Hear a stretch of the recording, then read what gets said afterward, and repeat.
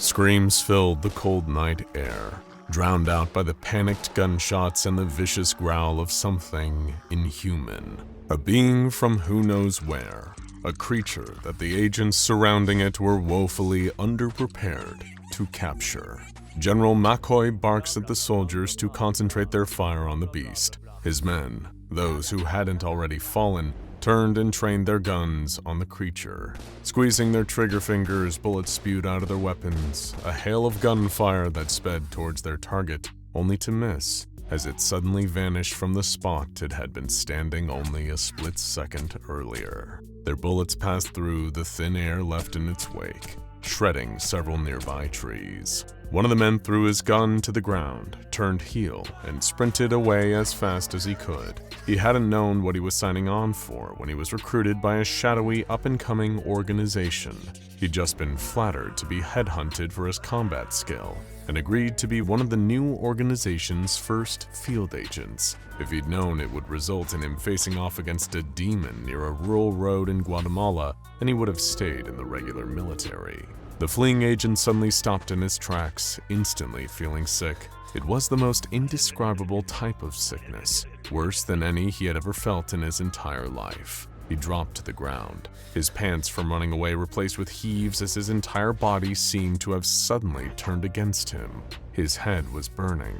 At first he thought he'd run too fast too quickly, and was overheating underneath his military fatigues and helmet. But he was no slouch, recruited for being in peak physical conditions such as he was. Never in his life had the agent ever felt this bad. The heat from his forehead was unbearable, a fever running rampant as his vision began to blur.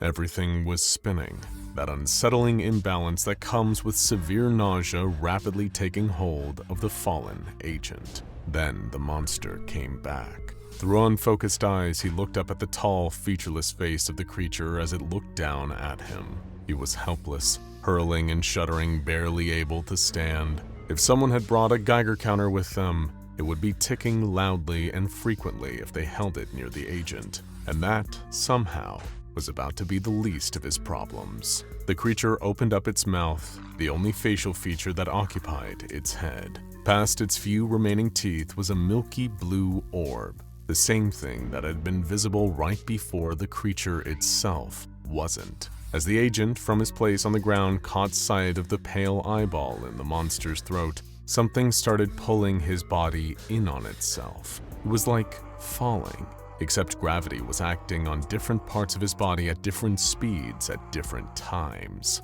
His arms and legs folded inwards towards his center of mass, making the agent scream out in pain as his body collapsed. He folded into himself like origami, piece by agonizing piece, until there was nothing left. Hearing the man scream, General McCoy and the others broke through the tree line, flashlight beams illuminating the creature. The general yelled again for his men to shoot it, trying to hide his fear with animal rage. It snarled at them as they raised their guns once more, then leaped towards them, ready for another kill. In the years to come, the successors to these men and their fallen colleagues would be the world's foremost experts in situations like this. The capture and containment of anomalies would one day be a more streamlined process rather than the bloodbath currently unfolding in the small Guatemalan town. Dying at the hands of what locals had thought to be a demon were some of the earliest precursors to the SCP Foundation. Humble beginnings, indeed. The creature was eventually captured by the early precursor version of what would one day be the SCP Foundation. At this time in their history, the organization had far fewer resources and reach than they would one day have at their disposal. They didn't even have the SCP numerical designation system that has since become synonymous with the organization and the various anomalies they keep contained. As a result, this so-called demon was originally classified as number 86243AR-001. However, it would later be known as SCP-001, or one of the anomalies to share that designation at least. SCP-001 itself was an abnormally thin humanoid creature. With gray-brown skin, its emaciated bone and muscle structure didn't match any known species. It sported dark claws at the tips of its arms, with both legs terminating in similar sharp black points rather than paws or feet. Most striking was its face. or rather, its lack of one.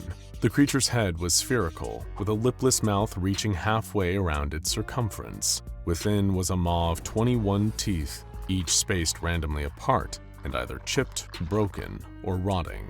It possessed one eye, or what was at least believed to be an eye, in the form of a large milky-blue sphere in its throat, with no pupil or iris. As was discovered in initial testing by Dr. Herman Keter, for whom the ubiquitous Keter class designation was named, SCP-001 was able to create micro-singularities using its single milky-blue eye. It could deploy these as a means of teleporting itself out of harm's way, or for offensive attacks that could cause a human body to collapse in on itself. These singularities often also produced the nasty side effect of emitting lethal amounts of deadly radiation that could not only cause damage to the surrounding area, but also would fatally poison anyone nearby. As a result, it is believed one of these micro-singularities was responsible for the untimely death of Dr. Keter. However, Keter's research into SCP-001 was at least able to produce solutions for keeping it contained. It was discovered that SCP-001 could not teleport through lead and would display signs of extreme sickness and fear when exposed to high levels of heat and humidity or bright flashing lights. Strobe lights were used to induce this sickened state, and in this state, the creature was unable to form harmful singularities. Dr. Keter's death also ushered in the aforementioned creation of the Keter class designation for anomalous creatures or artifacts that are extraordinarily tough to keep safely contained. In fact, if any of this account is to be believed, the very discovery and capture of SCP-001 was the impetus for the entire SCP Foundation's approach to researching and containing anomalies. In the days before the likes of Dr. Kondraki or Dr. Clef, before infamous anomalies such as SCP-682, the hard-to-destroy reptile, or SCP-096, the Shy Guy, were even known about, things were, well, pretty uneventful for the newly formed Foundation, as you can probably imagine. But none exemplified this better than Harold Woodeu, an uninteresting man living an uneventful life, or as uneventful as one could get when their job was working for the Foundation. During this crucial period of the SCP Foundation's early history, as the Anomalous Research and Containment Organization was taking its first steps towards protecting the people of the world, Harold was finding himself bored already with his work. Harold was a senior archivist at a small site in Sloth's Pit, Wisconsin. This was before the Foundation had secret facilities situated all over the world, and even the infamous Site-19 as it is today had yet to be established. For now, it was known only as ADRX-19, the oldest Foundation site on record. And records were Harold's entire working life. He was in charge of maintaining the earliest reports of anomalous activity and the inner workings of the fledgling Foundation. One day, Harold received a letter from ADRX-19. Unfamiliar with the designation, he ran a check through the records and discovered that the site had been established before the Foundation had even gotten its name. The letter contained an update for the senior archivist. Having grown obsolete in its own age, ADRX-19 was being closed for good, and that meant all of the anomalous entities and objects stored there would soon be shipped off to be stored elsewhere. The first package arrived at the site Harold was stationed at not long after. He walked briskly out to meet the delivery officer as he wheeled the large wooden crate through the bay doors. It didn't take the archivist long to realize what exactly he had now been given the ownership of and charged with protecting. The crate even came complete with relevant case files to accompany it. Stamped on one side of the box was a series of numbers and letters that shocked Harold when he read them. SCP-001. He exchanged a confused look with the man who had delivered the anomaly, who just laughed when he saw Harold's expression. "You didn't hear?" he asked. "SCP-001 is dead." The creature's death had come on the heel of a number of significant changes made by the Foundation higher-ups. These decisions were ultimately both the direct result of the encounter with SCP-001 in Guatemala, and were also changes that would ultimately shape the Foundation into its modern iteration. The first of these was the introduction of the numerical designation system, providing each anomaly with an SCP number.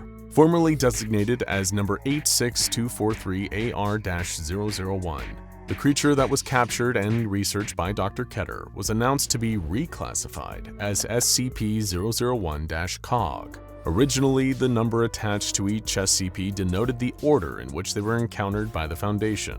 However, the Overseer Council believed this posed a security risk, offering too much information about their operations to any potential adversaries. As a result, the use of SCP-001 designation started to be applied in a slightly different way. A number of anomalies were then grouped under the umbrella designation of SCP-001. Some of these were real anomalies, and amongst the earliest that the Foundation encountered. Others were entirely fake, and used as a cover for the real SCP-001.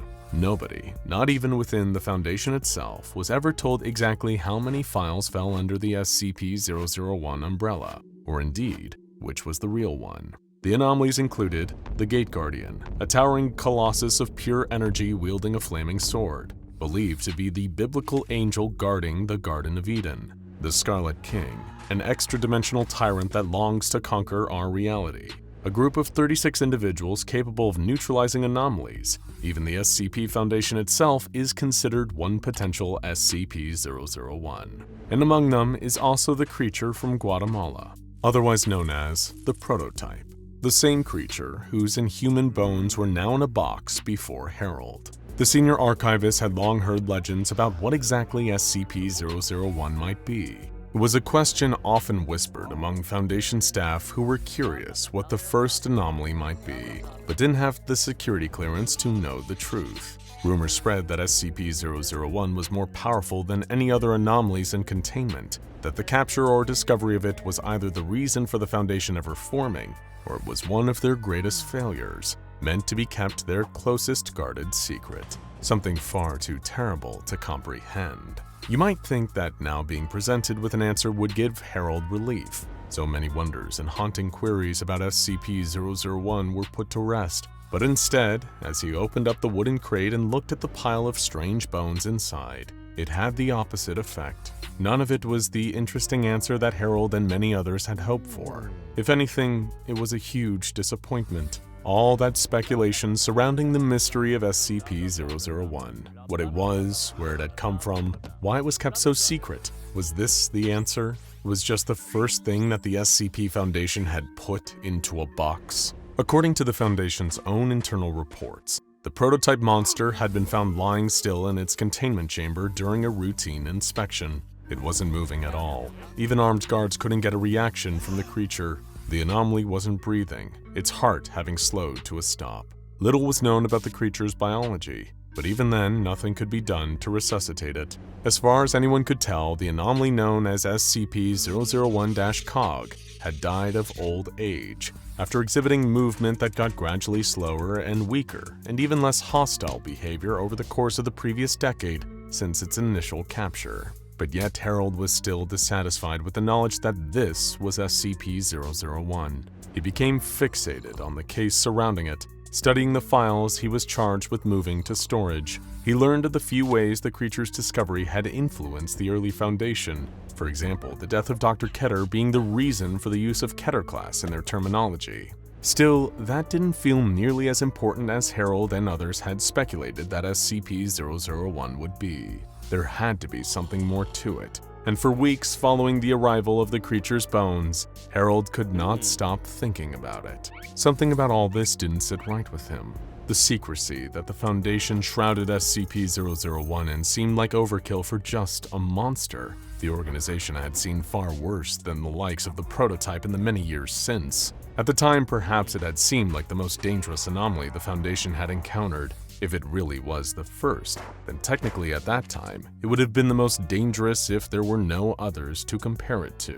One night, Harold ventured into the archive and opened up the box containing the creature's bones using a crowbar. He had to know, had to understand exactly what was so important about this being. Cracking the wooden crate open, he removed the skull to examine it. The Foundation hadn't even had a chance to figure out what exactly the creature was or where it had originated from. All they knew was it could produce micro-singularities and lethal doses of radiation.